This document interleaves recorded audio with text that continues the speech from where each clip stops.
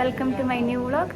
അപ്പോൾ നമ്മളിന്ന് ചെയ്യുന്നത് എന്താണെന്ന് വെച്ചാൽ നമ്മൾ GPAT ഓൾ ഇന്ത്യ റാങ്ക് 135 ആയിട്ടുള്ള അർജുൻ്റെ ഒരു ഇൻ്റർവ്യൂ ആണ്. അർജുൻ്റെ GPAT ആൻഡ് നൈപ്പർ പ്രിപ്പറേഷനാണ് നമ്മളിവിടെ ചെയ്യുന്നത്.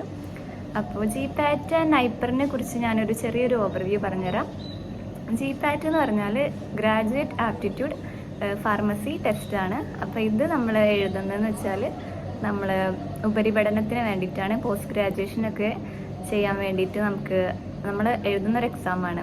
അതായത് നമ്മൾ GPAT വഴി നമ്മൾ അഡ്മിഷൻ എടുക്കുകയാണെങ്കിൽ നമുക്ക് 12,400 രൂപ നമുക്ക് നോർമലി സ്റ്റൈപ്പൻ്റ് ആയിട്ട് കിട്ടും. അല്ല, ഇനി കേരളത്തിൽ ഗവൺമെൻറ് കോളേജസിൽ 15,500 രൂപയാണ് സ്റ്റൈപ്പൻ്റ് ഉള്ളത്.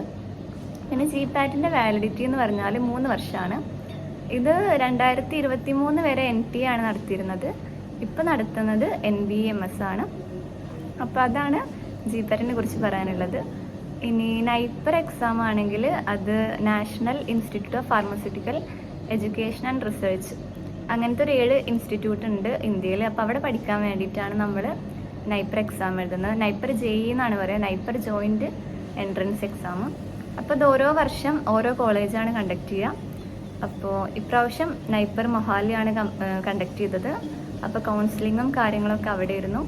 പിന്നെ അവിടുന്ന് നമ്മൾ റാങ്കിൻ്റെ ബേസിൽ അഡ്മിഷൻ എടുക്കുകയാണ് ചെയ്യുക. അപ്പം നമുക്ക് അർജുനോട് കുറച്ച് കൂടുതലായിട്ട് നമുക്ക് ചോദിച്ചറിയാം. Hi, my name is Arjun. I completed my B.Pharm from Caritas College of Pharmacy in Kottayam. Now I am pursuing MS in Pharmaceutical Analysis in NIPER Guwahati. My GPAT rank is 135. My NIPER rank is 444. അപ്പോൾ അർജുന എപ്പോഴാണ് GPAT നൈപ്പറിന് വേണ്ടിയിട്ട് prepare ചെയ്യാൻ start ചെയ്തത്? എപ്പോഴാണ് idea വന്നത്?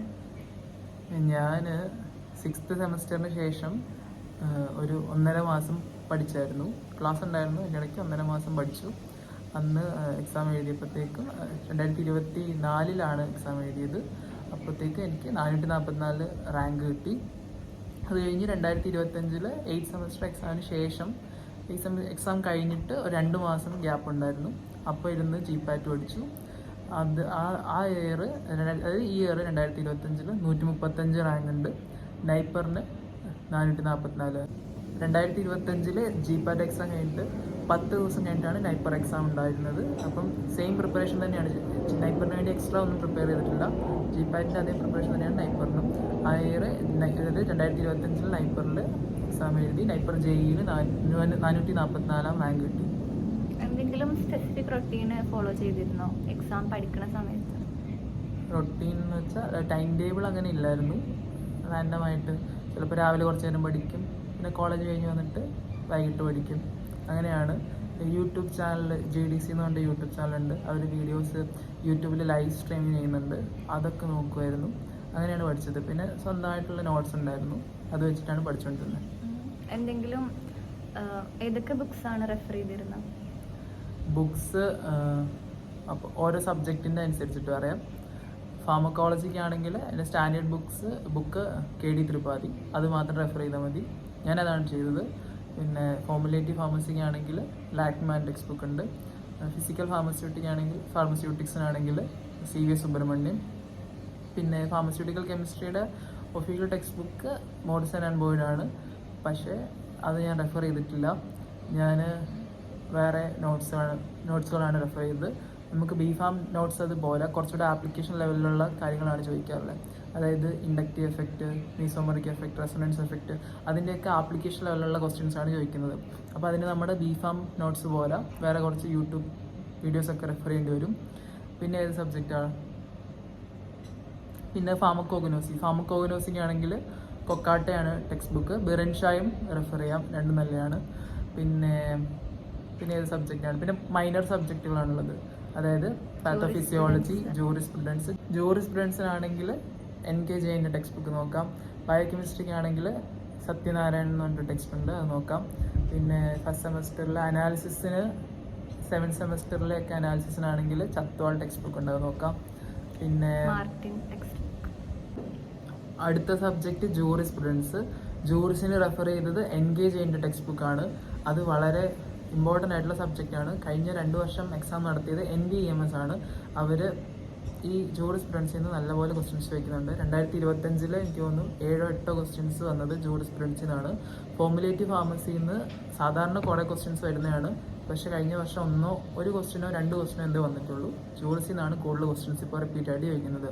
Schedule പഠിക്കണം, year പഠിക്കണം, പിന്നെ ഫോം നമ്പർ ചോദിച്ചില്ല, സാധാരണ ചോദിക്കുന്നതാണ്. ലോസ് പഠിക്കണം. ഏത് laws? Drug and cosmetics drug and cosmetic act വളരെ ഇമ്പോർട്ടൻ്റ് ആണ്. അത് ഫുള്ള് കവർ ചെയ്യണം. Schedule to the act, schedule to the rules, അങ്ങനെയുള്ള എല്ലാ കാര്യങ്ങളും കവർ ചെയ്തിട്ട് വേണം പോകാനായിട്ട്.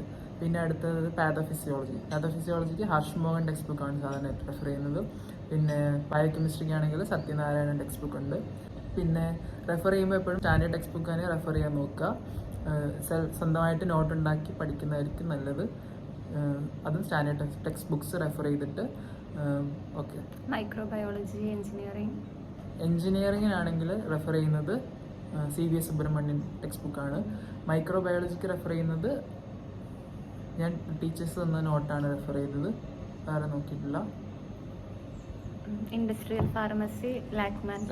ഫാർമസി മൊത്തം ലാക്മാനില്ല, ആദ്യത്തെ ചാപ്റ്റർ മാത്രമേ ഉള്ളൂ. ബാക്കിയൊക്കെ അല്ലാത്ത സോഴ്സിൽ നിന്ന് റെഫർ ചെയ്യണം, അത്രേ ഉള്ളൂ. അപ്പോൾ ഈ GPAT-ൻ്റെയും നൈപ്പറിൻ്റെയും പ്രിപ്പറേഷൻ എങ്ങനെയാണ് B.Pharm-ൻ്റെ ഇടയിൽ ബാലൻസ് ചെയ്തത്? അതായത് B.Pharm-ന് ബുദ്ധിമുട്ടായിരുന്നോ നൈപ്പർ GPAT പ്രിപ്പറേഷൻ? അല്ലെങ്കിൽ ബുദ്ധിമുട്ടല്ലായിരുന്നു. 8th സെമസ്റ്ററിലാണ് കാര്യമായിട്ട് ഞാൻ പഠിച്ചത്. അത് 8th സെമസ്റ്ററിൻ്റെ എക്സാം കഴിഞ്ഞിട്ട് 2 മാസം ലീവ് ഉണ്ടായിരുന്നു. ആ 2 മാസം ഇരുന്ന് നന്നായിട്ട് പഠിച്ചു. അപ്പോൾ എനിക്ക് ബുദ്ധിമുട്ടായിരുന്നില്ല. നോട്ട്സ് എല്ലാം ഉണ്ടായിരുന്നു. നൈപ്പറിനാണെങ്കിൽ എക്സ്ട്രാ അനാലിസിസ് കുറച്ച് പഠിക്കാനുണ്ട്. മാസ് സ്പെക്ട്രോമെട്രിയും NMR സ്പെക്ട്രോമെട്രിയും പഠിക്കാനുണ്ട്. ഞാൻ ബേസിക്സ് ഇല്ലാതെയാണ് പഠിച്ചത്. അതായത് ക്വസ്റ്റ്യൻസ് മാത്രം റിപ്പീറ്റായിട്ട് ചോദിക്കുന്ന ക്വസ്റ്റ്യൻസ് മാത്രം എടുത്തു വെച്ചിട്ട് ആണ് പഠിച്ചത്. എന്തെങ്കിലും പ്രിപ്പറേഷൻ ഉണ്ടായിരുന്നോ അതോ സെൽഫ് സ്റ്റഡി ആയിരുന്നോ? പ്രിപ്പറേഷനെ പറ്റി പറയാനാണെങ്കിൽ സെൽഫ് സ്റ്റഡി ആയിരുന്നു. അതുപോലെ GDC എന്ന് പറഞ്ഞിട്ട് ഒത്തിരി യൂട്യൂബ് ചാനലുകളുണ്ട് GPAT-നെ പറ്റിയിട്ട്. ഞാൻ GDC മാത്രമാണ് റെഫർ ചെയ്തത്. അവർ കോഴ്സുകളൊന്നും ഞാൻ പർച്ചേസ് ചെയ്തിട്ടില്ല. അവർ യൂട്യൂബിൽ ലൈവ് സ്ട്രീം ചെയ്യാറുണ്ട് എല്ലാ ദിവസവും. ആ എക്സാമിൻ്റെ ഒരു മാസം 1.5 മാസം മുമ്പ്, അതായത് എക്സാമിന് നോട്ടിഫിക്കേഷൻ വരുമ്പോൾ തൊട്ട് അവർ ഫ്രീ ആയിട്ട് യൂട്യൂബിൽ വീഡിയോസ് ലൈവ് സ്ട്രീം ചെയ്യാറുണ്ട്. അതെല്ലാ ദിവസവും കാണാറുണ്ടായിരുന്നു. പിന്നെ അവർക്ക് NIPER at your finger tips എന്ന് പറഞ്ഞൊരു ബുക്ക് നമുക്ക് വാങ്ങിക്കാൻ കിട്ടും.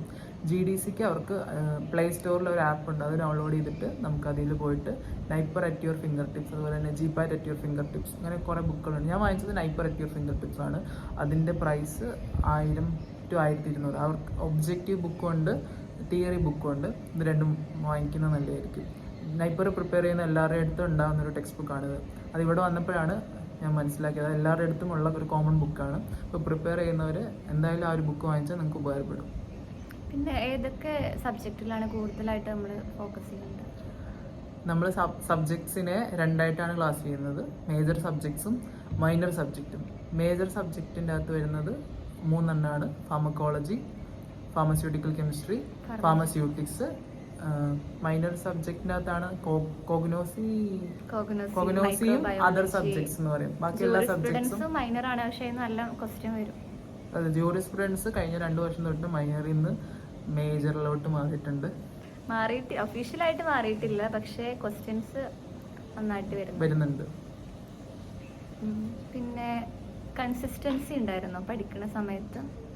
ഇല്ല, റാൻഡമായിട്ട് ചിലപ്പോൾ രാവിലെ പഠിക്കും, ചിലപ്പോൾ വൈകിട്ട് പഠിക്കും, രാത്രി പഠിക്കും, അങ്ങനെയൊക്കെയാണ്. എനിക്കിഷ്ടമുള്ള സമയത്ത് പഠിക്കും, അങ്ങനെയാണ്.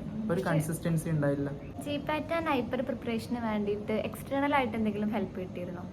സബ് ഗ്രൂപ്പ് ഉണ്ടായിരുന്നു, DRX ഫാർമ എന്ന് പറഞ്ഞിട്ട്. അതിൻ്റെ അകത്ത് നൈപ്പറിൽ പഠിക്കുന്ന കുറേ സീനിയേഴ്സ് ഉണ്ടായിരുന്നു.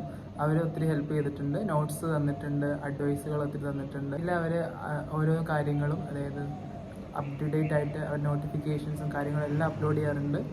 അത് ഒത്തിരി ഹെൽപ്പ് ചെയ്തിട്ടുണ്ട്. GPAT-ൻ്റെ എക്സാം പാറ്റേണിനെ കുറിച്ചൊന്ന് ഷെയർ ചെയ്യും. GPAT exam pattern, GPAT MCQ type question ആണ്, മൾട്ടിപ്പിൾ ചോയ്സ് ക്വസ്റ്റ്യൻ. 500 മാർക്കാണ് ടോട്ടൽ. ഒരു ക്വസ്റ്റ്യൻ ശരിയായാൽ 4 മാർക്ക് കിട്ടും, തെറ്റിയാൽ 1 മാർക്ക് കുറയും. ഏകദേശം കട്ട് ഓഫ് ഓരോ വർഷം വേരി ചെയ്തുകൊണ്ടിരിക്കും. 2025 കട്ട് ഓഫ് എന്ന് പറയുന്നത് 215 മാർക്കായിരുന്നു. 2024 248 മാർക്കായിരുന്നു കട്ട് ഓഫ് ജനറൽ കാറ്റഗറിയിൽ. അപ്പോൾ അപ്രോക്സിമേറ്റ്ലി ഒരു പകുതി മാർക്ക്, അതായത് 500-ൽ ഒരു 250 മാർക്ക് എയിം വെക്കുക. എന്നിട്ട് അതനുസരിച്ച് പ്രിപ്പയർ ചെയ്യുക. 125 ക്വസ്റ്റ്യൻ ആണ് ടോട്ടൽ ഉള്ളത്. ഈ 125 ക്വസ്റ്റ്യനിൽ നമുക്ക് ക്വാളിഫൈ ആകണമെങ്കിൽ മിനിമം ഒരു 70-75 ക്വസ്റ്റ്യൻസ് അറ്റൻഡ് ചെയ്യണം. അതായത് പകുതിയോളം ക്വസ്റ്റ്യൻസ് അറ്റൻഡ് ചെയ്യണം. പക്ഷേ അതിൽ അത്ര അറ്റൻഡ് ചെയ്താൽ അത്രയും മാർക്ക് കിട്ടും. പക്ഷെ നെഗറ്റീവ് മാർക്ക് വരുന്നതനുസരിച്ചിട്ട് അതിൽ നിന്ന് നമ്മുടെ മാർക്ക് കുറഞ്ഞുകൊണ്ടിരിക്കും. അപ്പം പരമാവധി അറിയാവുന്ന ക്വസ്റ്റ്യൻസ് മാത്രം അറ്റൻഡ് ചെയ്യുക. അറിയാത്ത ക്വസ്റ്റ്യൻസ് അറ്റൻഡ് ചെയ്യാതിരിക്കുക. അപ്പം നൈപ്പർ പ്രിപ്പറേഷനും ഇതേപോലെ തന്നെയാണോ? ഇതേ സബ്ജക്റ്റ് ഇത് അങ്ങനെ പോയാൽ മതിയോ, അതോ എന്തെങ്കിലും ഡിഫറെൻ്റ് ആണോ? നൈപ്പർ എക്സാം ശരിക്കും ഇത്തവണ നടന്നതെന്ന് എങ്ങനെയാണെന്ന് വെച്ചാൽ ജിപാറ്റ് എക്സാം കഴിഞ്ഞ് കൃത്യം 10 ദിവസം കഴിഞ്ഞിട്ടായിരുന്നു നൈപ്പർ എക്സാം ഉണ്ടായത്. അപ്പോൾ അതുകൊണ്ട് നമുക്ക് അതേ സ്റ്റഡി തന്നെ കണ്ടിന്യൂ ചെയ്ത് പോകാൻ പറ്റും. അധികം എക്സ്ട്രാ പ്രിപ്പറേഷൻ പക്ഷേ ആവശ്യമുണ്ട്. നൈപ്പറിൽ അനാലിസിസ് പോർഷനിൽ നിന്ന് കൂടുതൽ ക്വസ്റ്റ്യൻസ് ചോദിക്കാറുണ്ട്. നമ്മൾ ബി ഫാമിൽ മാസും NMR ഇലക്റ്റീവ് സബ്ജക്റ്റ് എടുക്കാത്തവർ പഠിക്കുന്നില്ല. അപ്പോൾ അത് നന്നായിട്ട് പഠിച്ചിട്ട് പോകണം. അതിൽ നിന്ന് നല്ലപോലെ ക്വസ്റ്റ്യൻസ് ചോദിക്കാറുണ്ട്. അനാലിസിസ് പോർഷൻ ഫുള്ളായിട്ട് നല്ലപോലെ ക്വസ്റ്റ്യൻസ് ചോദിക്കാറുണ്ട്. അതുപോലെ ബയോടെക്നോളജി പോർഷനിൽ നിന്ന് ചോദിക്കാറുണ്ട്. അതുപോലെ ആപ്റ്റിറ്റ്യൂഡ് നൈപ്പറിൽ ഒരു 25% ക്വസ്റ്റ്യൻ അല്ലേ? ഓക്കെ. അപ്പോൾ നൈപ്പറിൽ ഒരു 25% ക്വസ്റ്റ്യൻസ് ജനറൽ ആപ്റ്റിറ്റ്യൂഡ് ക്വസ്റ്റ്യൻസ് ആണ് ചോദിക്കാറുള്ളത്. അതിൻ്റെ അകത്ത് ഇംഗ്ലീഷ് വരാറുണ്ട്, സിമ്പിൾ മാത്തമാറ്റിക്സ്, അതിൻ്റെ അകത്ത് സിമ്പിൾ ഇൻട്രസ്റ്റ് കാണാൻ, ക്ലോക്ക് ടൈമിങ്, അതുപോലെ തന്നെ കലണ്ടർ പ്രോബ്ലംസ്, അതുപോലെ തന്നെ ഏജ് വെച്ചിട്ടുള്ള കണക്കുകൾ ചോദിക്കാറുണ്ട്. അപ്പോൾ അതൊക്കെ വേണം. അതൊക്കെ ഞാൻ ഈ പറഞ്ഞ ഫിംഗർ ടിപ്സ് ബുക്കിൽ കൊടുത്തിട്ടുണ്ട്. അതൊന്ന് പ്രാക്ടീസ് ചെയ്തിട്ട്, അത് അവരുടെ ആ ബുക്കിലുള്ള ആ ക്വസ്റ്റ്യൻസ് ഒക്കെ തന്നെ വരാറുള്ളൂ. അതൊന്ന് പഠിച്ചിട്ട് പോയാൽ നല്ലതായിരിക്കും. അപ്പോൾ 25% ആണെന്ന് പറഞ്ഞു ആപ്റ്റിറ്റ്യൂഡ്. അപ്പോൾ മൊത്തം എത്ര ക്വസ്റ്റ്യൻസ് ആണ് നൈപ്പറിനുണ്ടാവും? ഓക്കെ, അത് പറയാം. നൈപ്പർ പാറ്റേണിനെ പറ്റി പറയാനാണെങ്കിൽ നൈപ്പറിൽ ടോട്ടൽ 200 ക്വസ്റ്റ്യൻ ഉണ്ട്. ഈ 200 ക്വസ്റ്റ്യൻ 100 മാർക്കിലാണ് ചോദിക്കുന്നത്. ഒരു ക്വസ്റ്റ്യൻ ശരിയായാൽ 0.5 മാർക്ക് കിട്ടും. ഒരു ക്വസ്റ്റ്യൻ തെറ്റിപ്പോയാൽ 0.125 മാർക്ക് കുറയും. അപ്പം മാക്സിമം ക്വസ്റ്റ്യൻസ് അറ്റൻഡ് ചെയ്ത് ശരിയായാൽ മാക്സിമം റാങ്ക് കിട്ടും. നൈപ്പറിൽ റാങ്ക് ഇമ്പോർട്ടൻ്റ് ആണ്. മാക്സിമം റാങ്ക് ഉള്ളവർക്ക് നല്ല കോളേജിൽ നല്ല കോഴ്സിൽ അഡ്മിഷൻ എടുക്കാൻ പറ്റും. നൈപ്പറിൽ റാങ്ക് വളരെ ഇമ്പോർട്ടൻ്റ് ആണ്. അപ്പോൾ നോർമലി ഒരാൾ എപ്പോഴാണ് ജിപാറ്റ് ആൻഡ് നൈപ്പറിന് വേണ്ടിയിട്ട് പ്രിപ്പയർ ചെയ്യാൻ സ്റ്റാർട്ട് ചെയ്യാണ്ട്? അപ്പോൾ സാധാരണ നോർത്ത് ഇന്ത്യൻസ് ഒക്കെ ആണെങ്കിൽ അവരുടെ സെക്കൻഡ് ഇയർ മുതൽ ഇത് പ്രിപ്പയർ ചെയ്യാറുണ്ട്. അവരവരുടെ കോളേജിൽ ഇരുന്നപ്പോൾ ലാബൊക്കെ കഴിഞ്ഞിട്ട് ഇരുന്ന് പ്രിപ്പയർ ചെയ്യുന്നവരുണ്ട്. അപ്പോൾ 2 വർഷം ഒക്കെ പ്രിപ്പയർ ചെയ്തിട്ട് വരുന്ന സ്റ്റുഡൻസ് ആണ് എൻ്റെ കൂടെ പഠിക്കുന്നത്. അതുപോലെ തന്നെ 4th ഇയർ കഴിഞ്ഞിട്ട് ഇപ്പോൾ എഴുതി കിട്ടിയില്ല എങ്കിൽ 1 വർഷം റിപ്പീറ്റ് ചെയ്തിട്ട് വരുന്നവരുണ്ട്. അതുപോലെ എൻ്റെ കൂടെ പഠിക്കുന്ന ഒരുത്തൻ അവൻ 2 വർഷം റിപ്പീറ്റ് ചെയ്തിട്ട് അഡ്മിഷൻ അനാലിസിസിൽ ഗുവാഹട്ടി എടുത്തവരുണ്ട്. അപ്പം എൻ്റെ കേസ് 2 മാസമാണ്. പക്ഷേ 2 മാസം പഠിച്ചാൽ കിട്ടണമെന്ന് യാതൊരു ഉറപ്പുമില്ല. അപ്പം മിനിമം നിങ്ങൾ നിങ്ങളുടെ 4th സെമസ്റ്റർ തൊട്ട് പ്രിപ്പയർ ചെയ്യാൻ തുടങ്ങുക. അപ്പോൾ എങ്ങനെ പ്രിപ്പയർ ചെയ്യേണ്ടതെന്ന് വെച്ചാൽ 4th സെമസ്റ്ററിൽ നിങ്ങൾ ഇപ്പോൾ ഫാർമക്കോളജിക്കാണെങ്കിൽ KD ത്രിപാഠി എടുത്ത് വെച്ചിട്ട് നോട്ട്സ് പ്രിപ്പയർ ചെയ്യുക. അതുപോലെ ഫാർമസ്യൂട്ടിക്കൽ കെമിസ്ട്രിയിൽ, അതുപോലെ മെഡിസിനൽ കെമിസ്ട്രി, അതിനൊക്കെ സ്റ്റാൻഡേർഡ് ടെക്സ്റ്റ് ബുക്സ് ഉണ്ട്. മോർസൺ ആൻഡ് ബോയ്ഡ് പോലുള്ള ടെക്സ്റ്റ് ബുക്സ്. അതുപോലെ തന്നെ മെഡിസിനൽ കെമിസ്ട്രി ടെക്സ്റ്റ് ബുക്ക് പറഞ്ഞില്ലായിരുന്നു, അലങ്കാരസ്വാമി എന്ന് പറഞ്ഞൊരു ടെക്സ്റ്റ് ബുക്ക് ഉണ്ട്. അത് റെഫർ ചെയ്യാം, അത് നല്ലതാണ്. അതൊക്കെ വെച്ച് നിങ്ങൾ ആദ്യം നോട്ട്സ് പ്രിപ്പയർ ചെയ്യുക. പിന്നെ അതുപോലെ തന്നെ GDC യൂട്യൂബ് ചാനലുണ്ട്. അവർ MCQ ടൈപ്സ് ക്വസ്റ്റ്യൻസ് അവർ ലൈവ് സ്ട്രീം ചെയ്യുന്നുണ്ട്. അത് ഹിന്ദിയിലാണ്, പക്ഷേ കുഴപ്പമില്ല. അവർ ഒരു ക്വസ്റ്റ്യൻ കഴിഞ്ഞ് അതിൻ്റെ എക്സ്പ്ലനേഷൻ അവർ അടുത്ത സ്ലൈഡിൽ പറയുന്നുണ്ട്. അത് ഇംഗ്ലീഷിലാണ്. അത് നമുക്ക് വായിച്ച് മനസ്സിലാക്കാൻ പറ്റും. പിന്നെ 4th സെമസ്റ്ററിൽ അടുത്ത സബ്ജക്റ്റ് ഏതാ പ്രിപ്പയർ ചെയ്യുക, എന്നിട്ട് പഠിക്കുക. ഈ രീതിയിലാണ് നിങ്ങൾക്ക് പ്രിപ്പറേഷൻ സ്റ്റാർട്ട് ചെയ്യേണ്ടത്. ആദ്യം നോട്ട്സ് ഉണ്ടാക്കുക, അത് പഠിക്കുക, അതിൻ്റെ MCQ ട്രൈ ചെയ്ത് നോക്കുക. കണ്ടിന്യൂസ് റിവിഷൻ ചെയ്താൽ മാത്രമേ നമുക്കിത് ക്രാക്ക് ചെയ്യാൻ പറ്റത്തുള്ളൂ. ഒരു തവണ റിവിഷൻ ചെയ്തിട്ട് പോയാൽ കിട്ടത്തില്ല. ഒരു 3, 4, 5 മാക്സിമം എത്ര റിവിഷൻ ചെയ്യാൻ പറ്റുമോ അത്രയും ചെയ്തിട്ട്, അതുപോലെ മാക്സിമം MCQs അറ്റൻഡ് ചെയ്തിട്ട് പോവുക. അപ്പോൾ നിങ്ങൾക്ക് എന്തായാലും അത് എക്സാം ക്വാളിഫൈ ചെയ്യാൻ പറ്റും. അപ്പോൾ ജിപാറ്റ് ആൻഡ് നൈപ്പറിന് വേണ്ടി പ്രിപ്പയർ ചെയ്യുന്ന എല്ലാവർക്കും ഓൾ ദ ബെസ്റ്റ്. അർജുന് പറഞ്ഞതിൽ എല്ലാ കാര്യങ്ങളും ഓൾമോസ്റ്റ് നമ്മൾ ഇൻക്ലൂഡ് ചെയ്തിട്ടുണ്ട്. പിന്നെ ജിപാറ്റ് ഇനി കേരളത്തിലാണ് നിങ്ങൾ അഡ്മിഷൻ എടുക്കാൻ നോക്കുന്നുണ്ടെങ്കിൽ നമ്മൾ അതാത് വർഷത്തെ ജിപാറ്റ് ക്വാളിഫൈഡ് ആവണം എന്നിങ്ങനെ ഉണ്ട് തോന്നണു. ഇപ്പോൾ നോട്ടിഫിക്കേഷൻ വന്നത് വെച്ചിട്ട് അങ്ങനെയാണ് മനസ്സിലായത്. ഇനി കേരളത്തിന് പുറത്താണെങ്കിൽ നമുക്ക് 3 ഇയർ ആ വാലിഡിറ്റിയിൽ നമ്മൾ ഉപയോഗിക്കുന്നുണ്ട്. പിന്നെ അപ്പോൾ വീഡിയോ കണ്ട എല്ലാവർക്കും താങ്ക് യു. അപ്പോൾ ഇത് GPAT നൈപ്പറിന് വേണ്ടിയിട്ട് പ്രിപ്പയർ ചെയ്യുന്നവർക്ക് ഇത് ഷെയർ ചെയ്യാം.